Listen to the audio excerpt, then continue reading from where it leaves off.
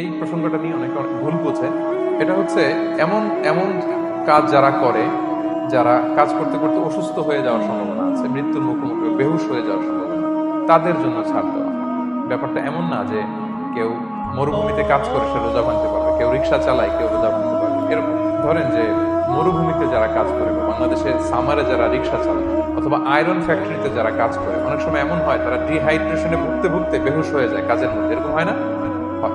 তাদের জন্য ছাড়, কিন্তু তাদের জন্য রেকমেন্ডেশন হচ্ছে এটা ফরজ ইবাদত, এটা তাদেরকে রাখতেই হবে।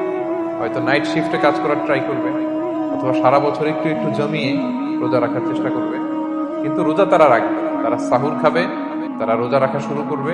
কিন্তু মরুভূমিতে কাজ করতে করতে যদি এমন হয় যে সে বেহুশ হয়ে যাচ্ছে, মরার উপক্রম, এই পরিস্থিতিতেও সে রোজা ভাঙতে পারবে না, ইসলাম এতটা কঠিন নয়। পরিস্থিতি যদি এমন হয় তখন সে রোজা ভাঙতে পারবে, পরে সে রোজাগুলো কাজা করে নেবে।